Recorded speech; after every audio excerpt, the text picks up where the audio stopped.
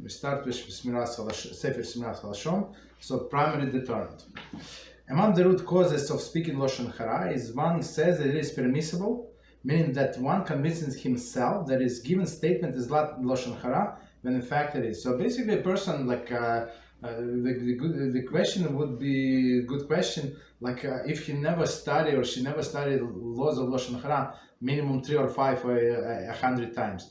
So how would they know? From where? So right, a person can convince himself, yeah, that's not Lashon Hara, or he assumes himself that it is permissible to disparage certain individual, and that it may be even mitzvah to do so, when in fact such is not the case. So it is true in some individuals, we have to disparage them, and we have to publicize them that they are wicked. It is true 100%, but not with every person. So there is specific law, specific guidelines, whom and when we are allowed to disparage, right? But okay, but you must know the laws. Most people who speak or listen Lashon Hara do so out of ignorance and of the relevant laws.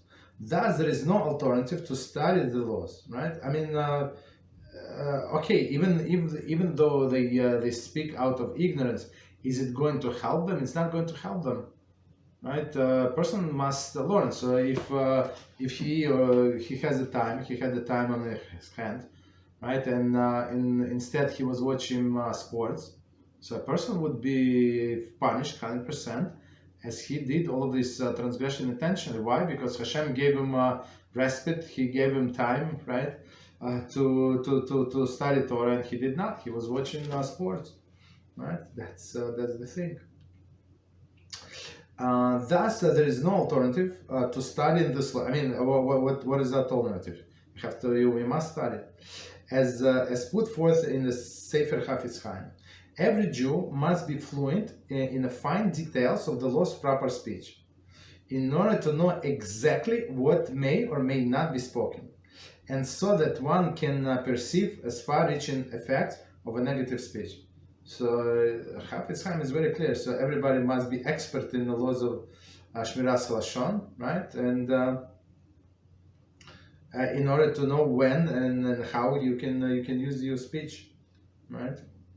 And consequences of improper speech. Serious study of the relevant laws is a primary means of avoiding of the sin Lashon Hara. So okay, so yeah, so I mean there is no other way, alternative, just to learn it one by one and repeat over and over again. In fact, anytime a person feels dominated by evil inclination with regard to the specific sin, his best hope for improvement is through the study of the laws of that particular commandment. So that's amazing advice. So if a person is overcome, as they say, by a particular sin, right? So you have to strengthen yourself. How you strengthen yourself? You go to particular laws, right? Lashon Hara, or in some other relevant book, and learn from there, and see the consequences, and see the great reward bestowed upon a person who is going to keep this mitzvah, whatever is it. He should study the relevant laws in great depth and all their fine details, and ponder them many times. So it's a second and third time in this paragraph, this piece, when the author said that we have to learn laws in great details, not just like in general. I know something vaguely. No, you have to know all of these laws in all of the details, in finite details, as they say. In this way, the laws will become embedded in his mind, and the strength of the evil inclination will dissipate. Right? That's it. So I mean, the way I see it, a person have all of the, some of these evil thoughts, sinful thoughts. So he start adding holiness to himself, studying Torah. So this holiness is going to push away all of these sinister thoughts. As the Medrash states, and Bamidbar Rabbah 14:4, if you toil exceedingly in your commandments, in your words, then the Holy One, blessed be He, will remove the evil inclination from you. So you work hard, and Hashem is going to do the rest. But we must do the first step. We must start working harder. The above is all alluded to the verse, that you may see it, the tzitzis, and you remember all of the commandments of Hashem and perform them. It says Bamidbar 15:39. As Rashi comments, remembrance of the commandments leads to their performance.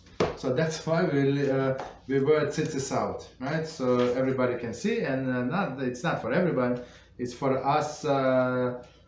It's for us to see and remember all of the commandments. So tzitzis, the word tzitzis, numerical value is 600. We have five nuts, even though double nuts, but still it's like one nut, right? And 8 strings, 613. Okay, we stop here.